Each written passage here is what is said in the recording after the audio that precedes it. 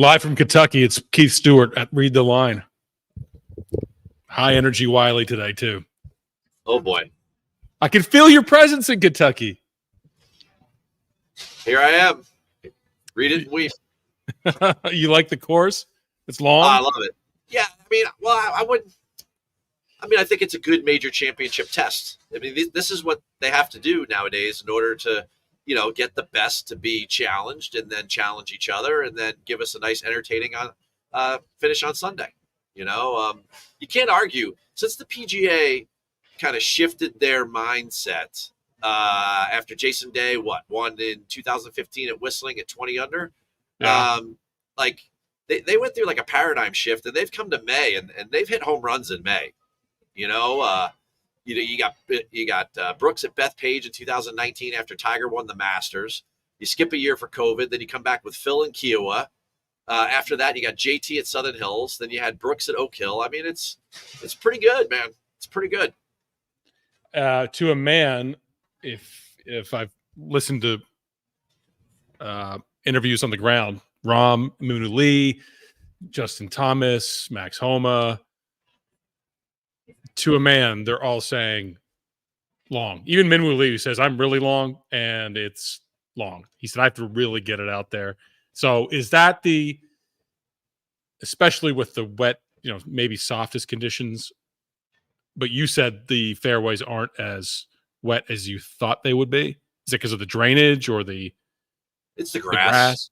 And probably they worked heavily on drainage when they redid the fairway grass, 5 years ago, whatever it was, right? Like that's the point. That's why you go to Zoysia in this region of the country, is that you guys get these downpours and then it's hot and humid, and that would smoke the grass. So you got to have a grass that filters the water as best as it can.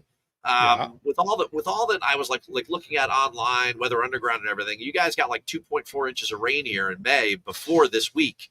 And then it rained a little on Monday, and I saw the ball bounce a little bit. And then yesterday I saw it bounce a little less, but then like those two big waves of rain came through, and it's getting softer and softer. And now it's getting to the point where it's like every time it keeps raining, it's not exponentially getting softer, but they're past the point of no return. It's not going to get any harder again.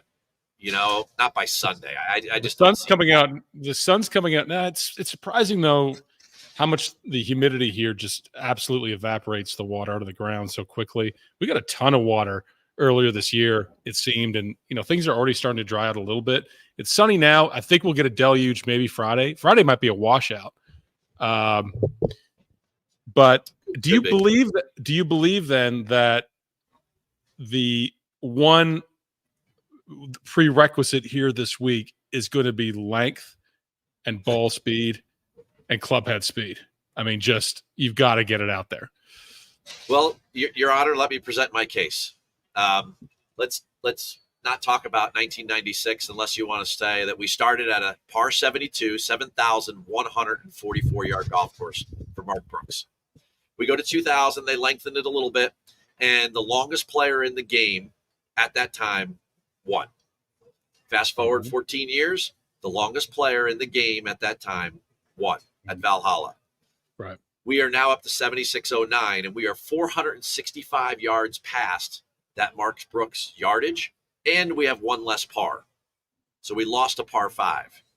So if this doesn't fall into the realm of Bryson and the extreme bombers like him and Rory, then I don't know what would, especially with the soft conditions only making it longer or making the rough more dense, more thick, more difficult if you don't have ball speed. So yes, for me, ball speed is a non-starter this week. Absolutely. My conditions now in the model I'm building for how to eliminate my player pool is tee to green, off the tee, total driving, and then clubhead speed as a percentage of it. But basically, who gets it out there and who gets it out there in the fairway. Let's just start there. And the best names in majors are popping up: Xander, the Rahms, the Brysons, the Brooks. I think I'm naming my winner pool right now. Scheffler, of course. Rory, although he always seems to scare me a little bit. And then some secondary names down the board. I mentioned one today. Minwoo Lee. That guy smashes it. I mean, yeah. He's definitely top 5 in not only driving distance but accuracy is like in total driving on the tour for sure. Yeah, but then your Wyndham's and your really Keats and your Cam Young, right? Wyndham, Cam, yeah. But I think in the sort of mental fortitude to compete and win at a major, the pool shrinks. Oh, and, yeah. I mean, right now, Scheffler and Brooks probably 1-2. Brooks looks incredible. Yeah. Xander, I worry about him winning in general, but he's one of the best ball strikers in the world, and he's long, and his club head speed's incredible. And Bryson, where are you in your winner pool right now? In your concentric circles of I got to ask you one quick question first. How much do you weight withdrawals in your model after Dallas? Just curious. Just kidding. All right. After Dallas? Yeah. What was Taylor Dallas? Montgomery and Sung J M? Come on. Oh, yeah. It was a joke. Taylor, I got to tell you right now. I think I'd play Daly over Taylor Montgomery if Montgomery was playing. If I'm weighting my model in terms of total driving and off the tee, Montgomery's one of the worst on tour. I don't know why I had a hard on for him for a while. Well, he's a great putter. He's a great scorer, and we'll get into that at some point. But if we want to go to the top of the board, it's certainly this is Scottie's tournament to lose. He looks I don't know, very focused. Did not have a baby last week. Meredith did. He didn't have it. So I mean, the guy looks ready to roll. As far as I'm concerned. Okay, can I give you a tweet I saw from someone who follows me? I'm not going to give his name out, but he's a credible person in golf. Okay. And he said, if Scottie doesn't fix things by tomorrow, this was 1 hour ago Eastern Standard Time, I might have to add another 5 years to my timeline for having kids. I'm startled by what I've seen. Paraphrasing. Are you seeing something different? Like, he looks good to me. I mean, he looks normal to me. If anything, I think the kid thing was almost gamesmanship. I think that was Tiger-esque in a way. I mean, him not saying anything about, that he had it or didn't have it until he showed up on property, that he was coming, he wasn't coming. Were we waiting on the baby? We're not waiting on the baby. I mean, to me, that was total gamesmanship. And Scottie's still the best player here, and he's the one to beat. Now, here's where I'm going. When you talk about winner pool, here is the limb that I'm walking out on. Okay, this is my battlefield. This is my sword, right? Yeah. I'm done with the PGA Tour at this moment when it comes to beating Scottie. Everybody's tried and everybody's lost, right? Including Rory, right? Yeah. Oh, yeah. I mean, he owns their mind space, right? He lives in their brain rent free, for the old saying, right? Like Wyndham went up there, Xander went up there, Rory went up there. Some other randos went up there. And don't get me like Steven Yeager beat him. So like now he's this big value guy. Like forget it. Like of the big boys that are up at the top, and then the rest of them all have problems like Cantley, JT. Like everybody tried this year and everybody's been sat back down. And he's still the king of the mountain. So I have a huge focus this week on people that don't play against him every week. My 2, 3, and 4 are Brooks, Rahm, and Bryson. 100%. 100%. 100%. And the reason being is that Rahm and Brooks didn't have their best stuff at the Masters, so they didn't have to go toe-to-toe with him and take that mental hit and be beaten by him. This is what Tiger used to do. He used to just lay waste to the field all the time, and everyone would show up thinking they're playing for second, right? Well, with those guys being on a separate tour, they haven't been taught that this year. And if we go back to last year, that was Rahm teaching people. He had 4 wins in a green jacket and came into this event at plus 800. Right? Not plus 2,000, which was like an auto bet. Like bang, like you got to bet that, right? Rahm at this level of his career is 20-1. He's 3 times worse than last year. You're kidding me, right? So those guys have the skill set to do it, but I also think they have the stones because they don't look at them every week and they don't see how good it's been. They hear it, but until you see it live, until you play in the same group as Tiger, or you hear the roars and everything. Back in the day, you weren't that intimidated by it. And people said stupid things like Stephen Ames and stuff like that. They're like, oh, yeah, he's not that good. Okay. And then it happened. But that's why I'm going with these guys because also they're a perfect fit. I mean, we go right down the line, But if you want to start with Brooks, who I think is the guy to beat, he wins majors in pairs, right? Yep. He loves to defend. The ego runs it all. He lives with a chip on his shoulder. Oak Hill. He apologized to his team for his performance at the Masters and said that will not happen again. How about the heat behind that? Yeah. Right? I just saw him on the range, and he makes other people look small. He makes other golfers look like amateurs, like 10 handicap. And I think, like, he goes to the fitness room and then, like, just before he goes on. Of course he does. You know, he gets the sleeves tight. Takes a hot shower like Hulk Hogan back in the day. You know, like he's just like he gets lubed up and ready to roll. I mean, I do it before these shows. About the intimidation. Yeah. I mean, he's all about the intimidation factor. Now, but let's like really get into the weeds for a second, right? Oak Hill, he wins last year. That's the perfect comp for here, right? We want to talk about grass. Let's talk about grass, right? Let's talk about agronomy. Let's talk about the bent grass greens and the zoysia grass fairways and that combination. Let's talk about places where he's done very well there. I don't know, Bellerive in this region. Let's talk about when he whooped Rory at TPC Southwind, right? Let's talk about Sentosa Golf Club for Live Singapore. So that's where the LPGA plays their event in Singapore. It's this fantastic resort venue there that's like uber private and super nice, right? And I know the golf course intimately because I have to handicap it every year for the ladies. And because I have that knowledge, when Liv was going there, I was like, oh, they're going to love that place because that's actually like a real golf course, not like Orange County National over in Orlando, right? Right before the Masters last year. So bent grass greens, zoysia grass fairways.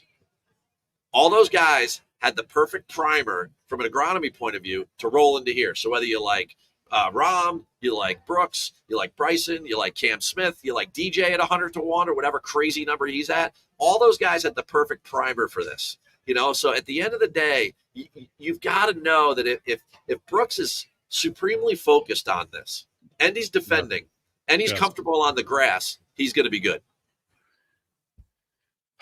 Yeah, and he just looked good. He had that bounce. He looked relaxed. He had his team with him. And, you know, I think you said it in a show earlier this week, but he's probably the only one who can challenge Scottie. And one name that you didn't mention, who's won twice in a row now without Scottie, is Rory.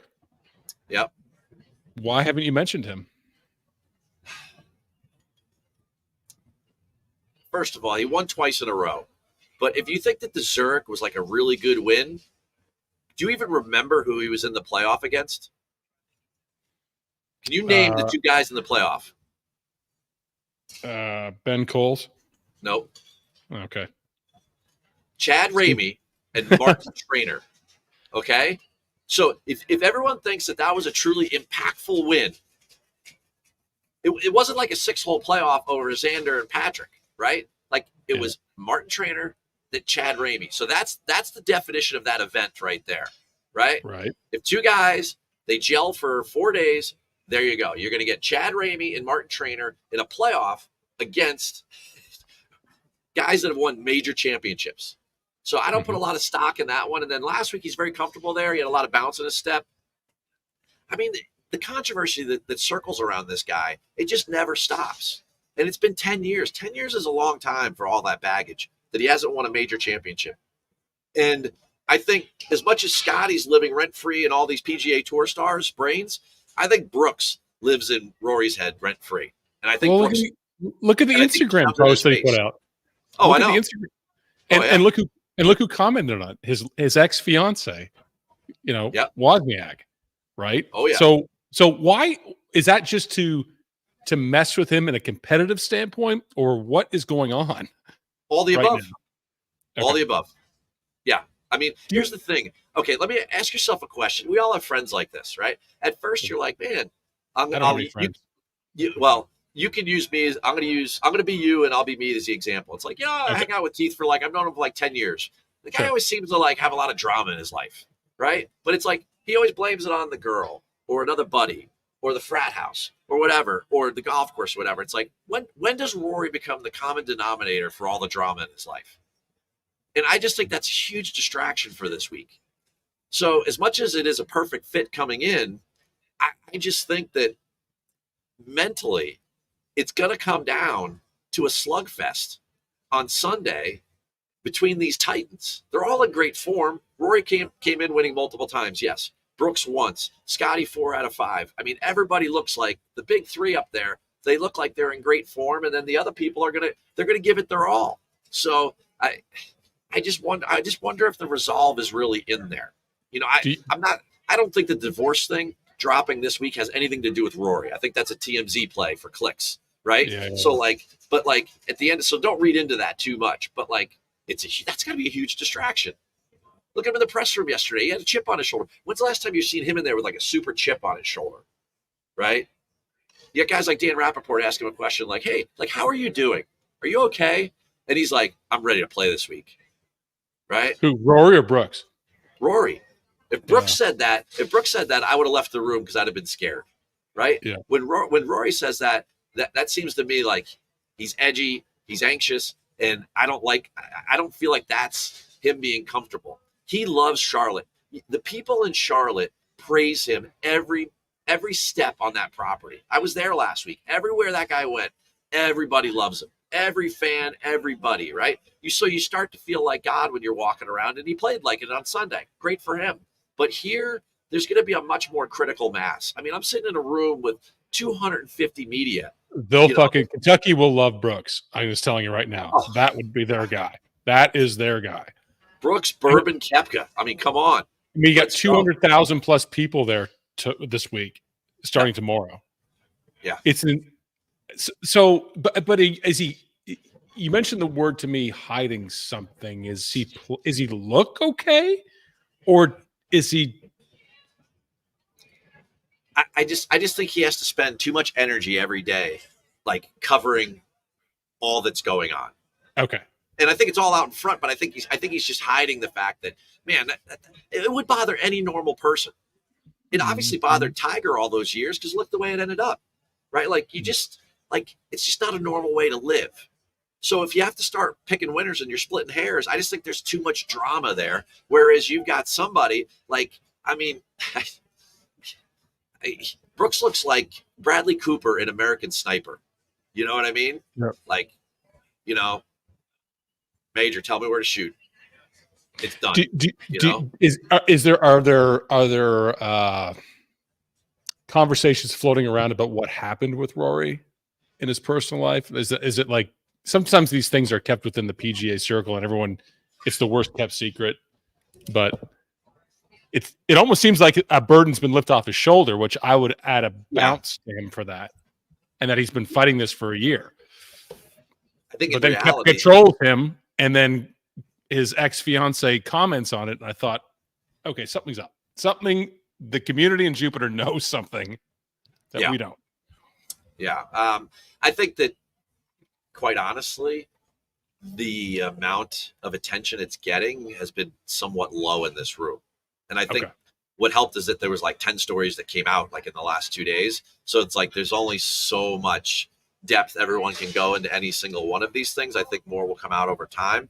But I think also some people are showing a heart too, and they're being a little bit compassionate or showing some empathy for the fact that this guy's been through a lot in the last year. He was betrayed by the PGA Tour, and then he was kicked off the board, then he was reinvited on the board, and then now he's not on the board, but he's on a separate committee, and now he's divorced, and that's a lot, man. At some point, even the media gets bored, beating up on people, and they got to move on to fresh meat. So, just one man's opinion, but I just feel like, if Rory does what he did last Sunday, which is hard to do 4 or 5 days in a row, but if he does that, then certainly he could get in a shootout with Scottie and Brooks and Bryson and Rahm. Think about all those guys on the PGA Tour we see all the time. They've all got little problems, right? I don't see a lot of issues with what's going on with Bryson. I was really he's freewheeling. Yeah. You look at his YouTube page. You look at all that he's doing. He's so comfortable with himself. He would have been a case study 3 years ago when he was all bulking up, eating 10,000 calories a day, to be like, this guy. This guy he's hiding something, right? Some level of insecurity or whatever, or anxiousness. He's hiding lunacy. Lunacy, whatever you want to call it, right? But you look at how comfortable he is right now in his interviews and his YouTube channels and everything. He's still weird. He's a weird guy, right? But in the end, he's still he's still one of those guys that, is extremely talented. And to go back to my little soliloquy in the beginning, if Tiger was the longest in that field and won, and Rory was the longest at 14 and won, Bryson's the longest here. Everyone knows that. He didn't lose very many yards when he slimmed back down.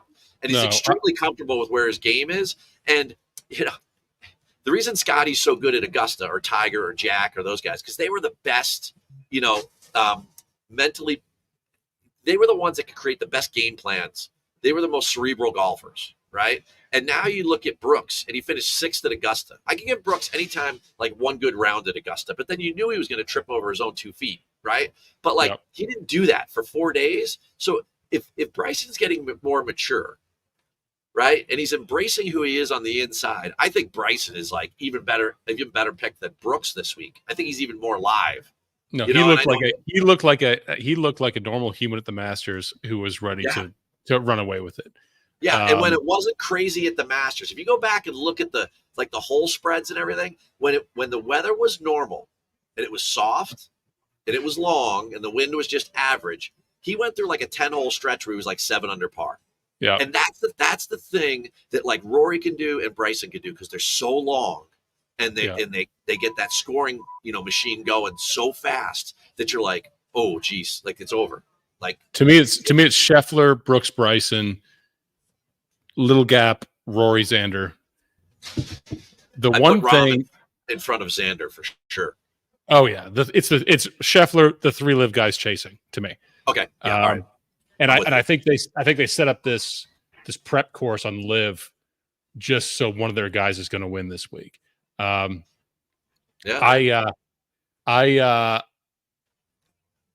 one player that, if it wasn't for this knee injury, right, would be getting a lot more steam. And I still think I think it's being overstated a little bit based on what he said. But Aubert is going to be right in there too, in my opinion. Right, for this course. Yeah. Okay. Yeah. And I think a lot of too. Like we talked about this last week. When you're in college, you play like 7 events a semester. Like a year ago, the guy he was still in school at this time of year. When he left school, he's played in 24 tournaments and the Ryder Cup since then. Right? Like at some point, I don't care how old you are, you're going to get tired and fatigued. And the fact that he pulled back on a signature event that had $20 million and said, you know what, I really don't need to be here this week. My knee hurts. I'm out. Which knee? My knee. Okay, fine. Right? Like, and everyone just let it go because there was other things to do last week. And it didn't even hurt. He said there's no pain. It's just swollen. Yeah. Right? Yeah, well, I mean, to me, that's just a sign that, like, for me, it was like the Bryson at Augusta thing, right? Being able to, like, be a lot more mature. I think that showed a lot of maturity on Ludwig's part. And I think that he's very live this week. I think when it comes down to it, I kept asking myself when I was doing the rankings for Golf Digest, right? Yeah. And for the first 30 guys, right? So I have to do all 156. But when I get into the guys that I actually think can really win, right? I asked myself before I ranked them, I said, can this guy beat Scottie if he's at a B+, A-? Because if he's at an A+, no one wins except Scottie, right? Yeah. I said, can this guy beat him? And I go like Hovland, no. Spieth, no. JT, no. Bryson, no. Well, there's an element there. It could happen. No. Aubert, an element there. It could happen, right? I mean, you got to remember something. At Augusta, there was only one guy within 4 strokes of Scottie, and that was the kid. Everybody else was 7 shots back. Yeah. 7 shots. Yeah. Pretty intimidating. So Cantlay, no. Morikawa, no. Homa, no. JT, no. People are going to point to like Jim Furyk being on the leaderboard back in 14. Like I've already stated, like they just keep adding yardage, and now it's wet and thick and everything. And the worst part of Colin's game right now is his iron game, which should be the best part. That's what won him major championships. And this isn't Harding Park, man. That place was short and it was running. It was kind of like, foggy out there and a little bit like, the air was heavy, but it was nowhere near this long. People, you don't know how long this is. 5.3 miles. Yeah. Right. So like, if you're not quite sure what that means and you're in the comment section or you're watching this at another time, like go get your driver, get 10 tees, measure out 5.3 miles, and then go hit the driver that far. And you tell me how many shots it takes you, and I'll let you tee it up every time.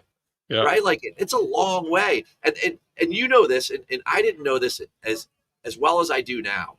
But like when you go to Augusta, it's hilly, but it's like ski slope hilly.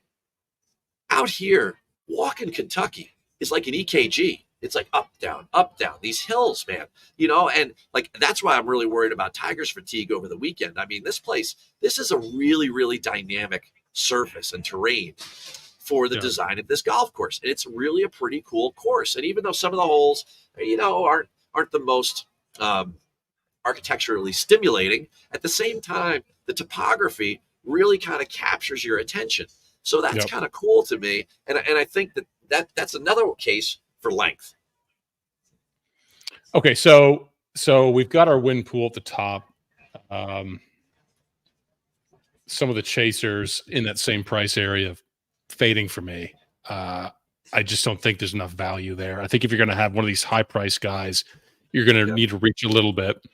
And in the reach zone for me, the names, well, not even a reach zone, but if I'm looking at total driving off the tee to green, clubhead speed, just overall mashers, then the guys who show up at majors are Cam Youngs, the Højgaards,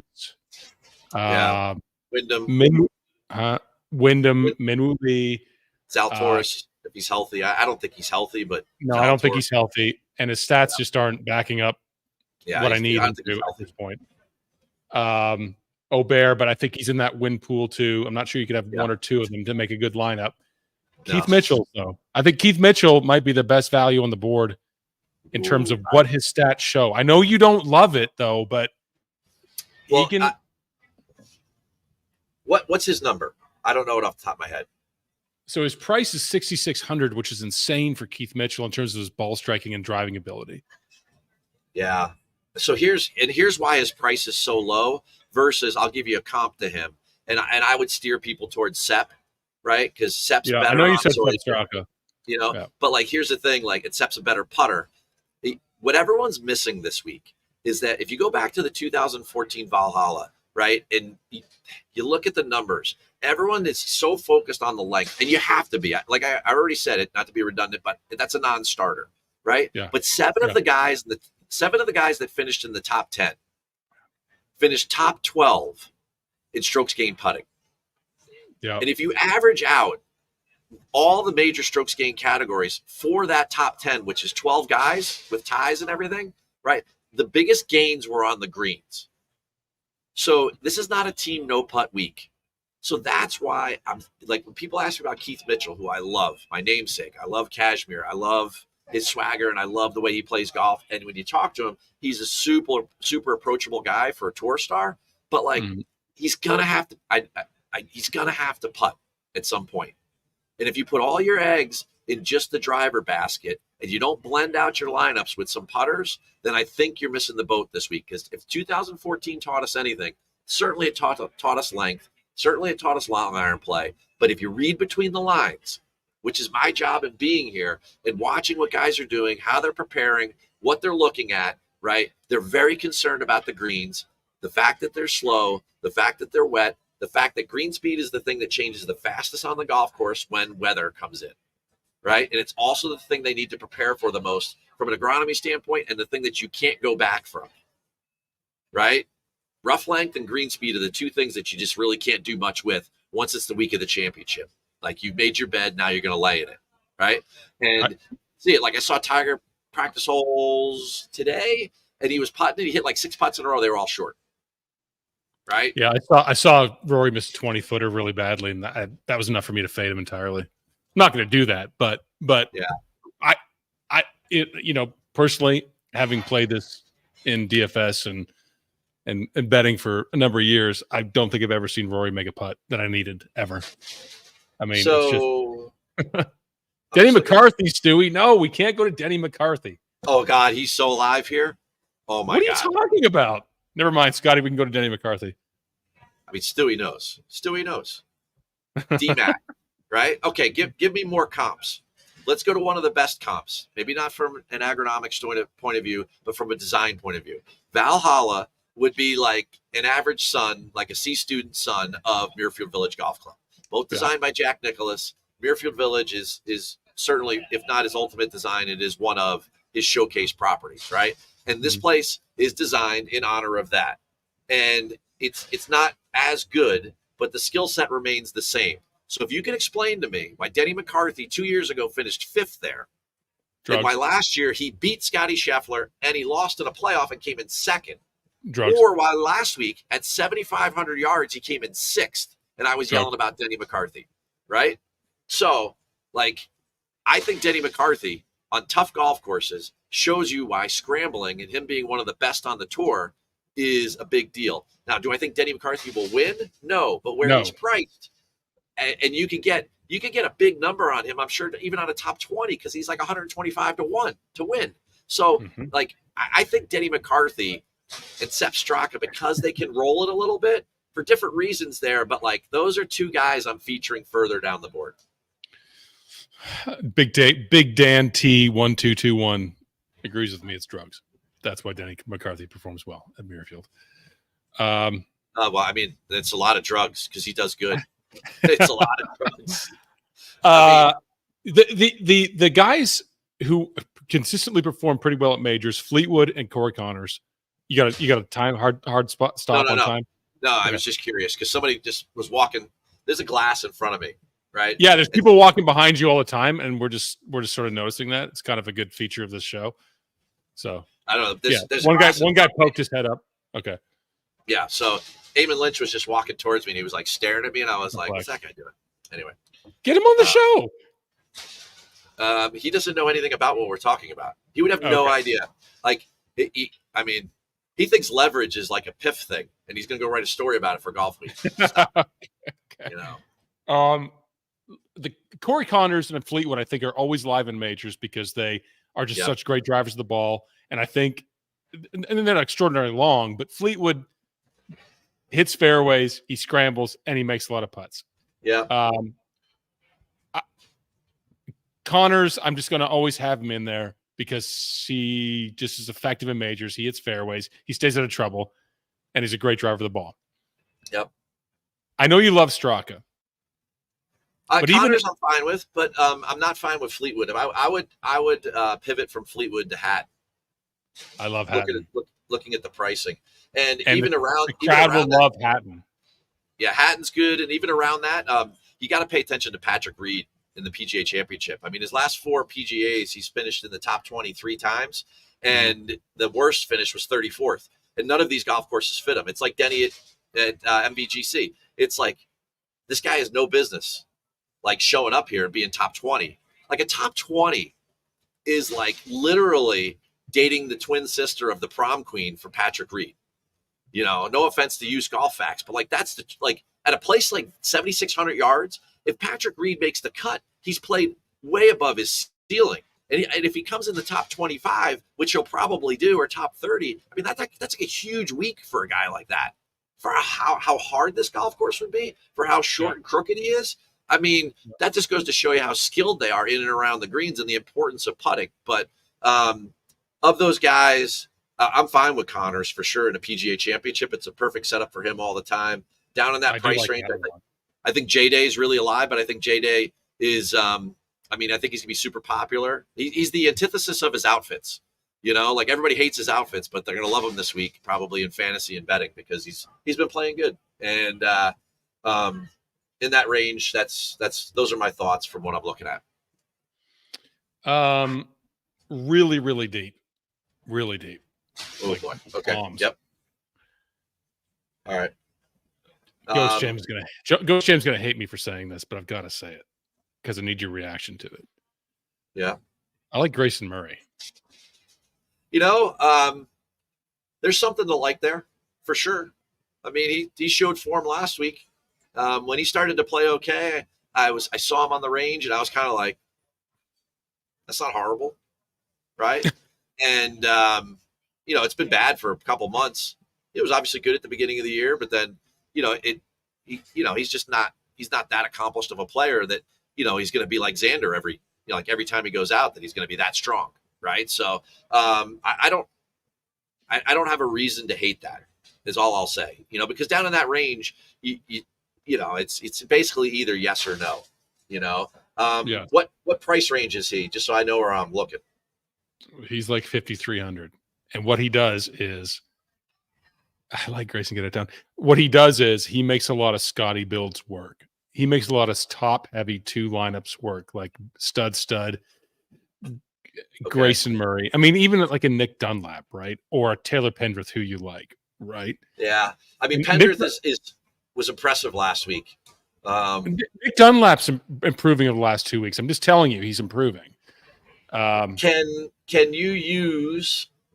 I'm asking about your expertise here, but can you use like a Tim Whiting or a Luke List down in there? Like those guys are sitting in the just above 5,500.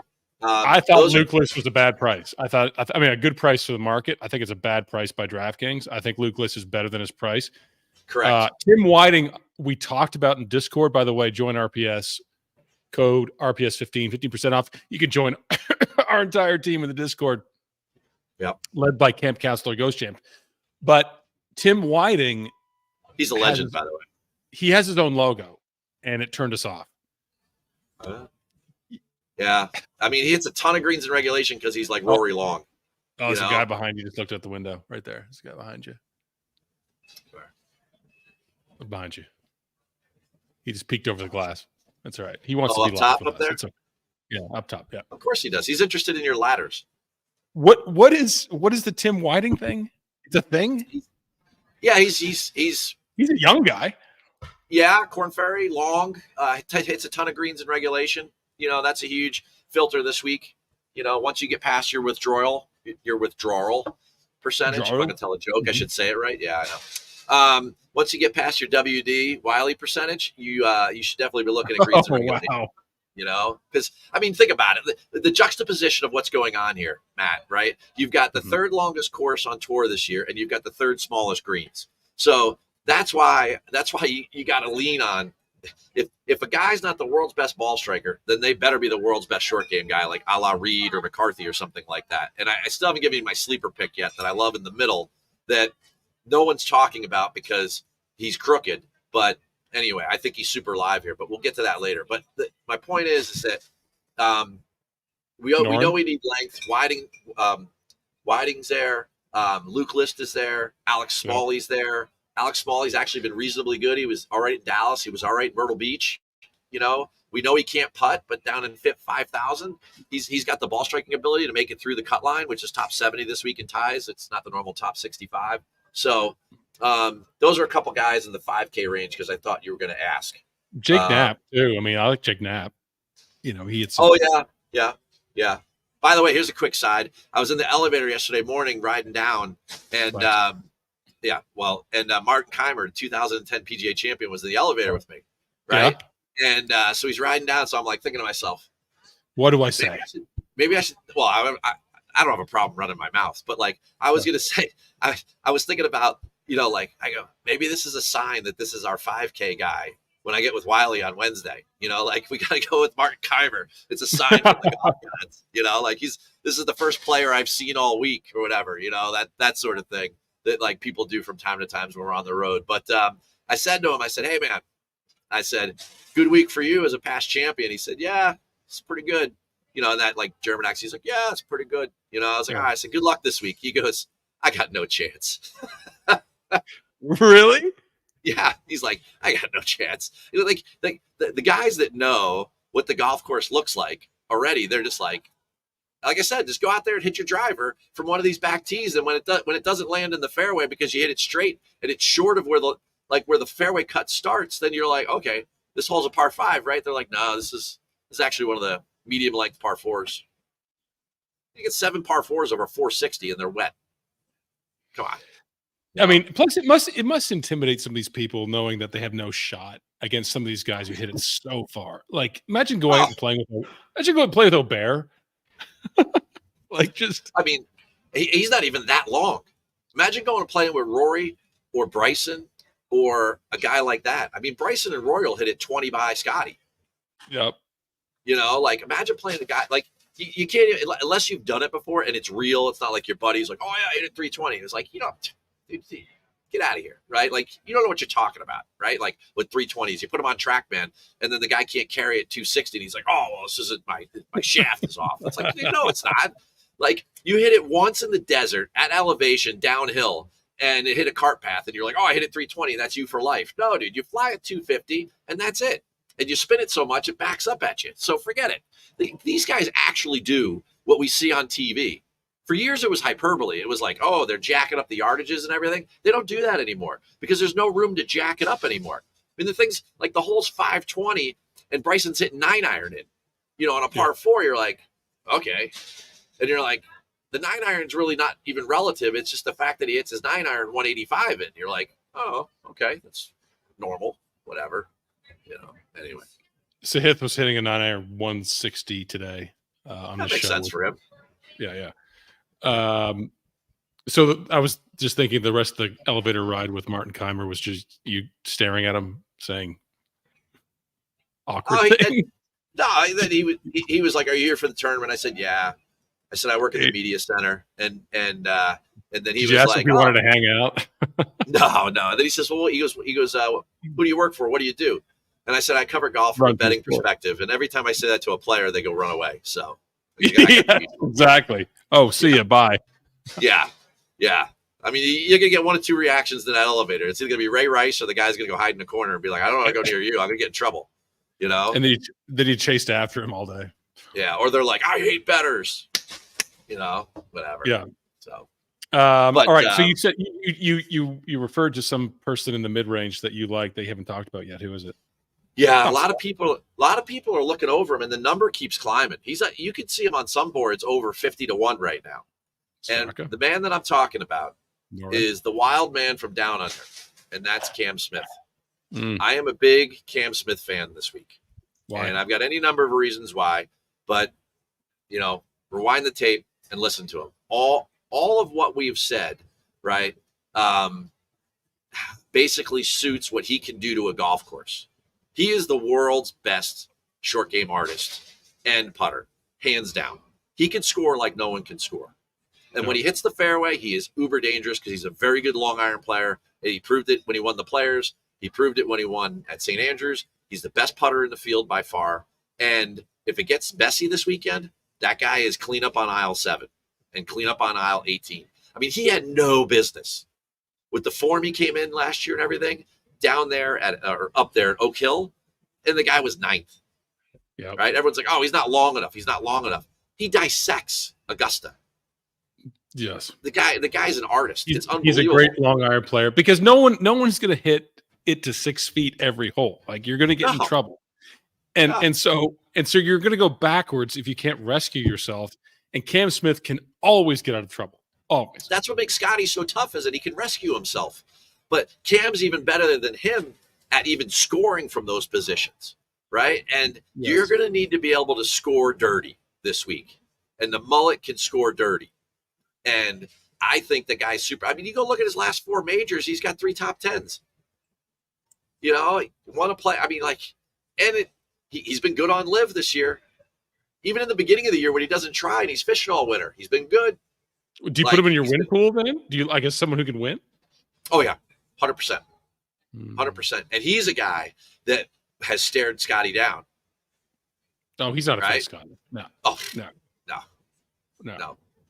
You got to remember, these guys that went to live, yeah, they knew they were going to take a huge personal hit. They all have a little bit of dick to them, right? So, they're just kind of like, whatever. I took the money. You know what I mean? Like, they have a little edge to them, right? Those are the types of guys you need going toe-to-toe with Scottie right now, because he's going to make you question your livelihood, right? And when that happens, you need to either stand up and buck up, or you're going to end up like Xander did on Sunday with Rory. Xander was up 2 with 11 to go and lost essentially by 9. Right? Yeah, that's I know he won thing. by 5. But I mean, taking nothing away from Rory, Xander should have won that tournament. Right? Oh, yeah. Yeah. And the Players. Hello. Right? Yeah. Should have won at both. At that price point, then, when you really can only fit in one comfortably, if you like some of these guys in the mid-range, and if you don't believe that Xander can close and win a PGA championship, which, he's a fantastic golfer, but doesn't get it done. And if you believe there's too much aura around Rory this week, and Brooks is going to be up in his skull, which he already is. Yeah.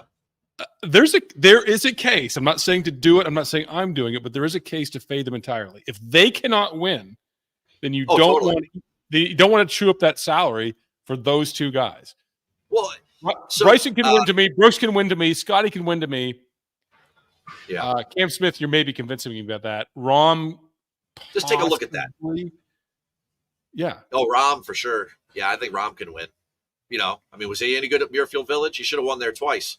He was winning by so much one year they came up with a rule so he couldn't win. Yeah, right? They kicked him out. Some bullshit COVID. Oh yeah, you're sick. Whatever. You're gone. Right? I mean, come on.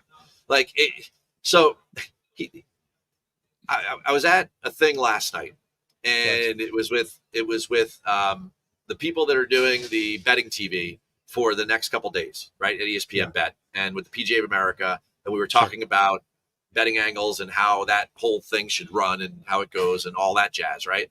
And there was one person there, and they're like, how would you explain betting to somebody, right? Like that was a novice or something like that. And like, what's good odds, what's short, what's bad, what's value, like all this vernacular that comes out. And these are people that are involved with it because they want to try to understand at a top line view, like what it is we're describing. And I said, okay. I said, well, here's a perfect example. I said, Xander and Brooks have the same odds. They're essentially both plus 1,600.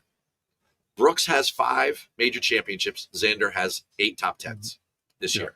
I go, they have the same odds. Who is better value?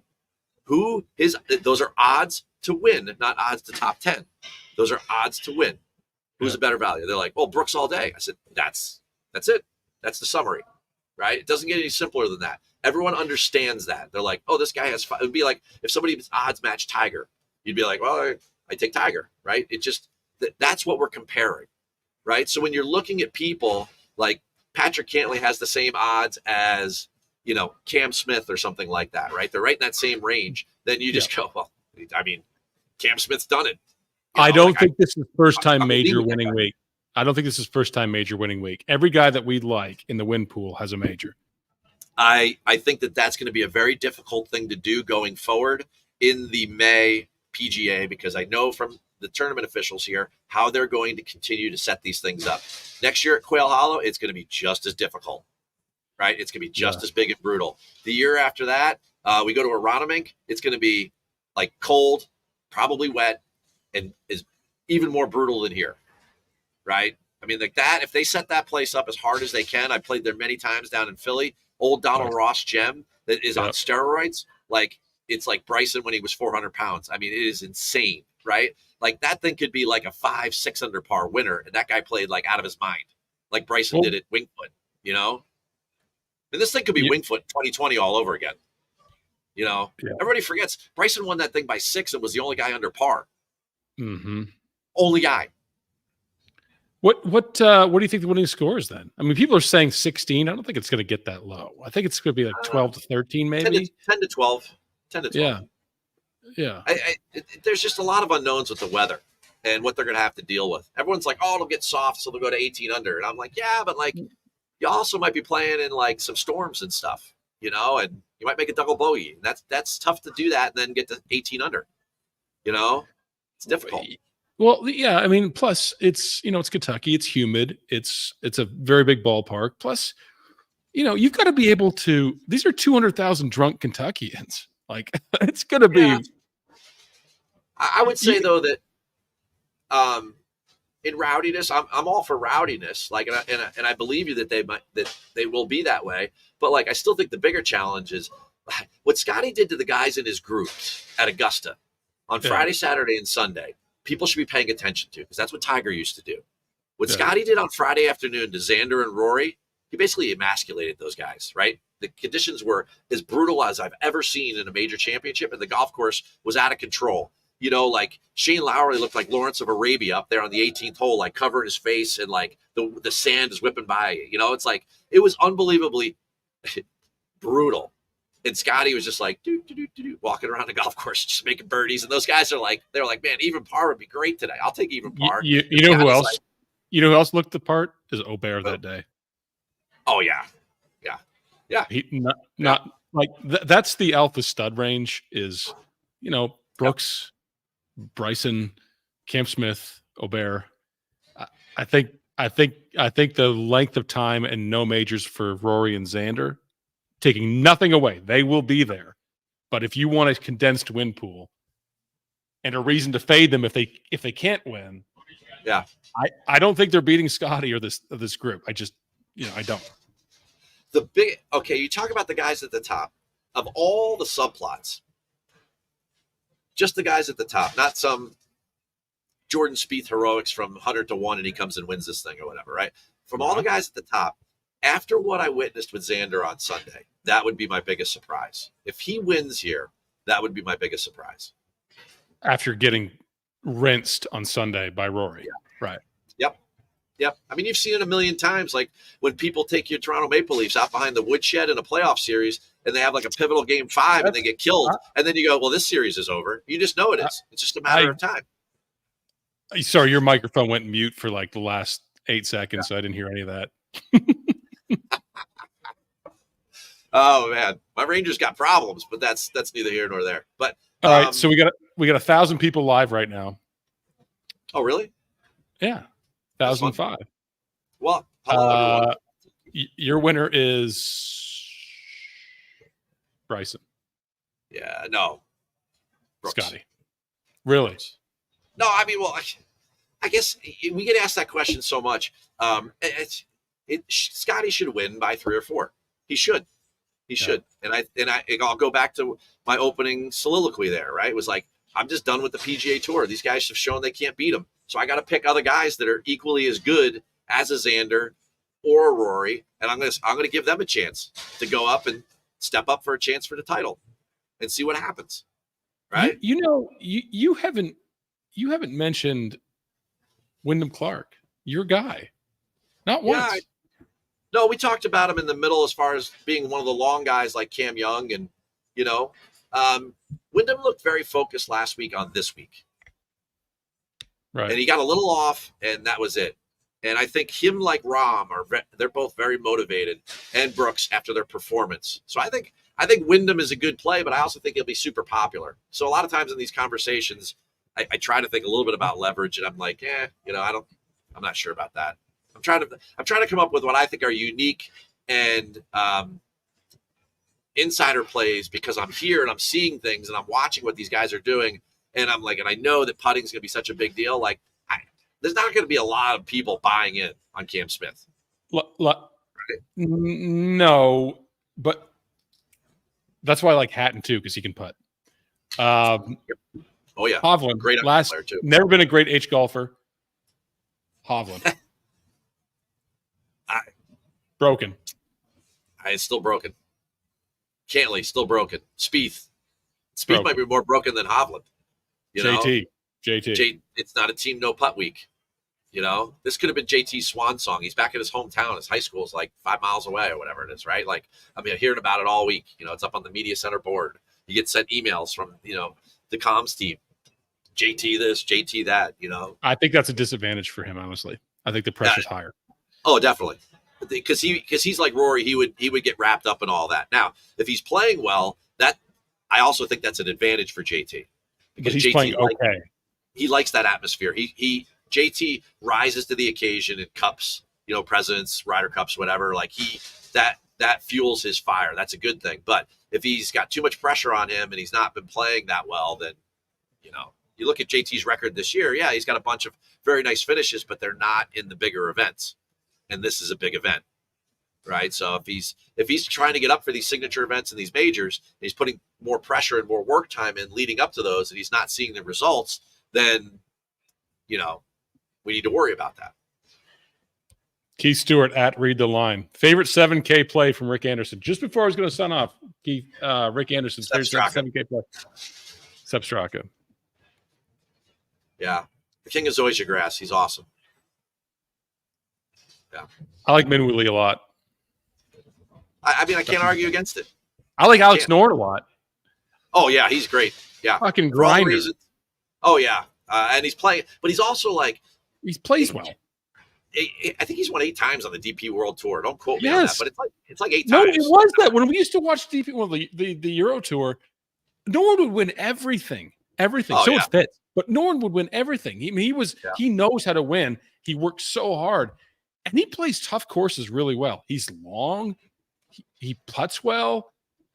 Yeah, there's two guys that close the range all the time. Doesn't matter what time they're playing.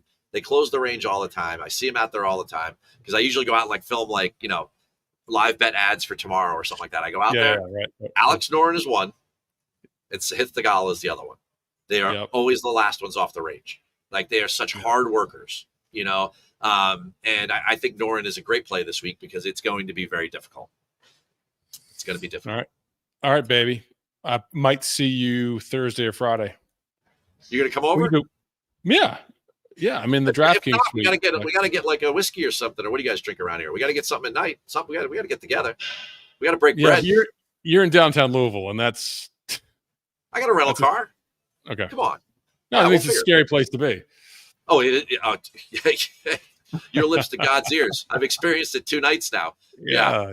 That's why it's got to be in Lexington next time. All right, I will see you. Maybe we'll do a live cut sweat show because we'll be on the 18th green, which is actually phenomenal. Par 5 closer like that, you're going to have a lot of drama. That's good. The closing stretch here is pretty darn good. The front 9, if you come out here and you're going to come out here, folks, and they have oversold this thing. There's going to be so many fans. There's so much drama leading up. It's going to be so good, right? But the front 9's pretty bland. It's pretty flat. You get to that back 9, man. You have these elevation changes, the Kentucky hills, and you got to hit this little the head of a thimble on 13, and then you go to this 250-yard par 3. It's a lot of fun. The finish, the last 6 holes are going to be like anything goes, and I can't wait for it. Especially they're asking Minwoo Lee and Rahm and others what a scratch golfer would shoot this week in tournament conditions. Yeah, what are you saying? A scratch golfer? Yeah. So last year I played Oak Hill the day after. Flex. Same pins from Sunday, and I would consider myself right around a scratch golfer at this point in my life. And my over/under was 90, and I shot 91 because every time I got in the rough, there was just nothing I could do. And then I only played it from 7,000 yards. I didn't play it from like whatever it was 7,350 last year. Like it's just, I was like, it was so hard. Exactly. Rahm said 78 to 80. I was like, there's no way. No way. No. I mean, even with it being soft, no way. There's no way. No way. No. That's the same guy that drives at 320 and you get the TrackMan out and he can't break 250. No way. No way. Like later. No. Later, brother. Peace. Have a good week, everybody.